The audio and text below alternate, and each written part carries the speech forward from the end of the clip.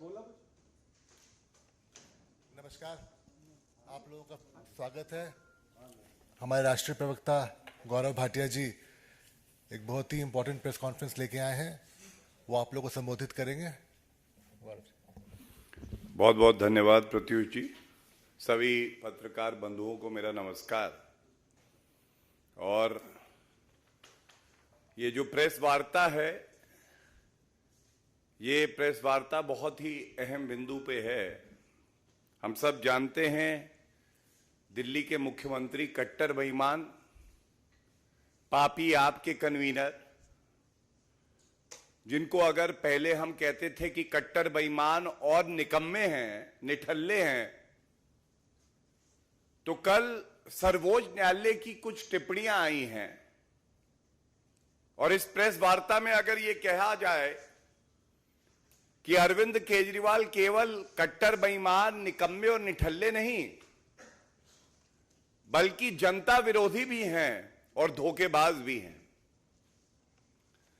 मैं ये आपके समक्ष रखना चाहूंगा। Regional rapid transport system RRTS इसका शॉर्ट फॉर्म है। दिल्ली से मेरठ तक ये कॉरिडोर बन रहा है जो 82 किलोमीटर का है और आम जनता दिल्ली और उत्तर प्रदेश की 60 मिनट में दिल्ली से मेरठ तक पहुंच जाएगी। हम सब ने देखा, अभी कुछ ही दिन पहले की बात है, आदरणीय प्रधानमंत्री नरेंद्र मोदी जी ने जो 17 किलोमीटर का पहला फेज था उसका इनॉग्रेशन भी किया। और ये आंकड़े बड़े अहम हैं। कुल लागत इस प्रोजेक्ट की 31,632 करोड़ है, जिसमें अभी तक केंद्र सरकार को 5,867 करोड़ रुपया देना था। ये योगदान केंद्र सरकार का था और ये पूरा दे दिया गया। उत्तर प्रदेश सरकार को 5,828 करोड़ देना था, यह भी पूरा दे दिया गया। दिल्ली सरकार, अरविंद केजरीवाल निकम्मे और निठल्ले ऐसे ही नहीं कहलाते, इनको 1138 करोड़ रुपया देना था। इन्होंने अपना भुगतान अभी तक नहीं किया और कल सर्वोच्च न्यायालय ने जो टिप्पणियां करी हैं, यह हर नागरिक के लिए चिंता की बात है। यह दिखाता है कि अरविंद केजरीवाल अपने शराब कारोबारियों से जो उनके मित्र हैं, उनके लिए 144 करोड़ रुपए माफ किए, हजारों करोड़ का शराब घोटाला कर सकते हैं। शीश महल घोटाला करके अपने लिए 50 करोड़ रुपए जनता के इस्तेमाल कर सकते हैं। 1150 करोड़ रुपए, यह आंकड़ा जो सर्वोच्च न्यायालय ने अपनी टिप्पणी में कहा है, 3 साल में इश्तिहार का बजट है, इस्तेमाल कर सकते हैं अपने महिमा मंडन के लिए। लेकिन जब बात आई कि जनता के लिए आपको जो योगदान देना है, कृपया करके उसको करिए, तो अरविंद केजरीवाल की सरकार ने हाथ खड़े कर दिए। उन्होंने कहा मुझसे ना हो पाएगा, मैं आया हूं शराब कारोबारियों की चिंता मैं करूंगा, शीश महल का बंगला मेरे सपनों के अनुसार बनेगा, लाखों का मार्बल लगेगा, लाखों के पर्दे लगेंगे। जनता की सहूलियत मेरी प्राथमिकता नहीं है। और जब यह बात कही गई, यह आदेश अभी सर्वोच्च न्यायालय का आया नहीं है, लेकिन जो टिप्पणियां की गई न्यायालय में, बड़ी जिम्मेदारी से आपके समक्ष वो मैं रख देता हूं। सर्वोच्च न्यायालय ने अरविंद केजरीवाल की सरकार से बिल्कुल स्पष्टता से सवाल किया, एक आम जनता के लिए जो प्रोजेक्ट है, नेशनल इंपॉर्टेंस का जो प्रोजेक्ट है, इसके लिए आपकी सरकार के पास रुपया नहीं है। उसके बाद सर्वोच्च न्यायालय ने बड़ी स्पष्टता से कहा, और यह टिप्पणी मैं कोट कर रहा हूं, the advertising fund for the last 3 years had been called for, it was 1100 crores for the last 3 years and 550 crores for this year. ये टिप्पणी करने के बाद, क्योंकि दिल्ली की बेईमान सरकार, घमंडी सरकार योगदान देने के लिए तैयार नहीं थी, तो जो सर्वोच्च न्यायालय ने आदेश किया वो आपके समक्ष रखना अति आवश्यक है। सुप्रीम कोर्ट ने कहा, certainly contributions can be made to infrastructure projects, और डायरेक्शन दिया है कि अगर एक हफ्ते के अंदर दिल्ली की सरकार अपना योगदान पूर्ण नहीं करती है, तो जो एडवर्टाइजिंग बजट है दिल्ली सरकार का, उसमें से यह कट जाएगा। यह आदेश 1 सप्ताह के लिए अबेंस में है और यह लागू 1 सप्ताह बाद होगा। अब जब यह बात हमने उठाई है, मैं आपको एक और जानकारी दे दूं, यह पहला आदेश नहीं है सर्वोच्च न्यायालय का, इससे पहले 4 आदेश और हैं। 6 मार्च 2019, 3 जुलाई 2023, 21 अप्रैल 2023, 24 जुलाई 2023। और धोखेबाज क्यों कहा अरविंद केजरीवाल को? संवैधानिक व्यवस्था को कोई तार-तार कर दे, उस व्यक्ति का नाम अरविंद केजरीवाल है। मैं वो सारे आदेश अपने समक्ष लाया हूं, लेकिन मैं 24 जुलाई का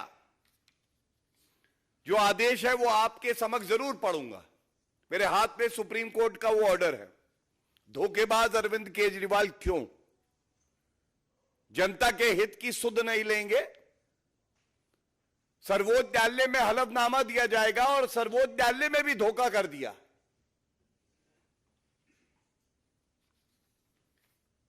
ये टिप्पणी अति आवश्यक है, मैं पढ़ देता हूं। सर्वोच्च न्यायालय ने कहा है, we accept the statement and the state government will remain bound by it while making the budgetary provision. क्योंकि न्यायालय में यह अंडरटेकिंग दी गई दिल्ली सरकार के वकील द्वारा कि यह बजटरी एलोकेशन होगा और इसे 2 महीने के अंदर करना है, यह भी इस आदेश में आया। जुलाई का ऑर्डर था, जुलाई, अगस्त, सितंबर, अक्टूबर, नवंबर आ गया, 2 महीने पूरे हो गए। सर्वोच्च न्यायालय ने भी कड़ी फटकार लगाई और अब ऑर्डर पारित कर दिया है कि 1 सप्ताह में अगर आपने ये फंड्स आरआरटीएस के लिए मुहैया नहीं करवाए तो आपके एडवर्टाइजिंग बजट से ये रुपया कट जाएगा। ये तो मैंने आपको तथ्यों पे बात रखी। इस मंच से हम जनता की आवाज बन के ये प्रश्न उठाते हैं और आज भी पुनः कहेंगे, अरविंद केजरीवाल जी, दिल्ली की जनता देख रही है, आपको जनता के हित की कोई चिंता नहीं है। और इससे पहले भी मैंने कहा है, आज मैं पुनः दोहराऊंगा, अरविंद केजरीवाल की चुनरी में दाग लगते ही जा रहे हैं। अरविंद केजरीवाल स्वयं आज जान गए हैं कि घोटाला ही उनका पर्याय है। अरविंद घोटाला केजरीवाल कहें तो गलत नहीं होगा, और कहना गलत नहीं होगा। लागा चुनरी में दाग, मैं छुपाऊं कैसे, जनता के बीच में मैं जाऊं कैसे। अगर हिम्मत है अरविंद केजरीवाल जी, तो दिल्ली की जनता को और देश की जनता को यह जानने का हक है 1150 करोड़ रुपए एडवर्टाइजिंग के अपने महिमा मंडन के लिए आप खर्च कर सकते हैं। शराब कारोबारियों के 144 करोड़ रुपए माफ कर सकते हैं, हजारों करोड़ का घोटाला कर सकते हैं। तो फिर ये 1000 करोड़ के आसपास जो योगदान दिल्ली सरकार को देना था, जब केंद्र सरकार ने आपसे 5 गुना ज्यादा, उत्तर प्रदेश सरकार ने आपसे 5 गुना ज्यादा योगदान दे दिया, तो आप क्यों हाथ खींच रहे हैं, मना कर रहे हैं? ये सवाल बड़ा वाजिब है। चुनौती मैंने दे दी, अरविंद केजरीवाल जी बाहर निकल के आएंगे नहीं, कट्टर बेईमान है। और साथ में एक बात मैं और कह दूं, ये चेतावनी भी इस मंच से देते हैं अरविंद केजरीवाल जी आपको कि आप सुधर जाइए। अगर आप सुधरे नहीं तो जनता आपको ऐसा सबक सिखाएगी कि मुख्यमंत्री बनना तो दूर, आप एमएलए भी नहीं बन पाएंगे। ये सारी बातें जो मैंने आपके समक्ष में रखी, सिर्फ इतना ही कहूंगा कि एक धोखेबाज मुख्यमंत्री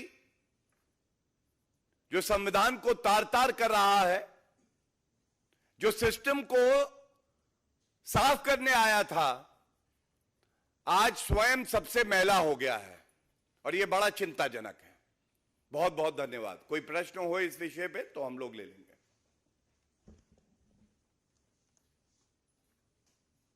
एनी क्वेश्चंस?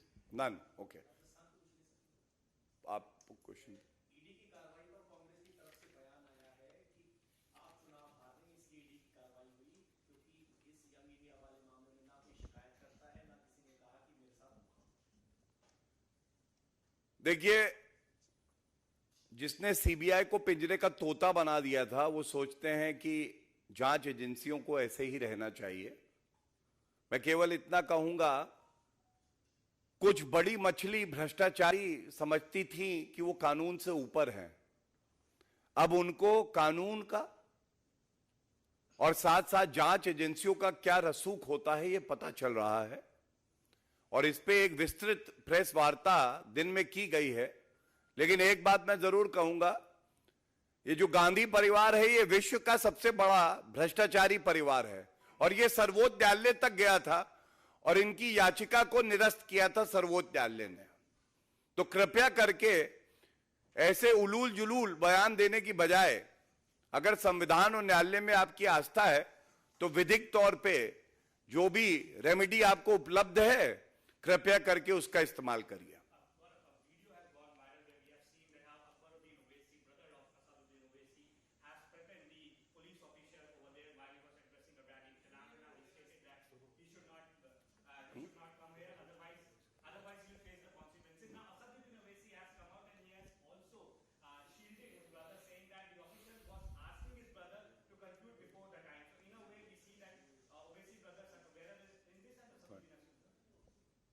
देखिए, चाहे असदुद्दीन ओवैसी हो, चाहे अकबरुद्दीन ओवैसी हो, ये लोग केवल भड़काऊ बात करते हैं, संविधान को तार तार करते हैं। और अकबरुद्दीन ओवैसी तो वही हैं जो कह रहे थे 15 मिनट के लिए पुलिस हटा दो। फिर से उनका ये अराजक रूप सामने आया है। इतना जरूर कहना चाहूंगा, उन्होंने बोला कोई माइका लाल पैदा नहीं हुआ मुझे रोकने के लिए।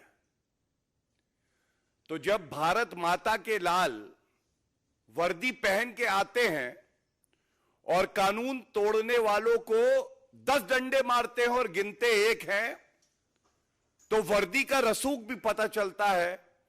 और ऐसे अभद्र जो बयान देते हैं, उनको अपनी हैसियत भी पता चलती है। कानून से ऊपर कोई व्यक्ति है नहीं, और वर्दी का रसूख ऐसा है, जो ये वक्तव्य बोल रहे हैं, अगर वर्दी अपना काम करने लगी तो इनकी सारी हेकड़ी निकल जाएगी। धन्यवाद। और कोई? Thank you so much.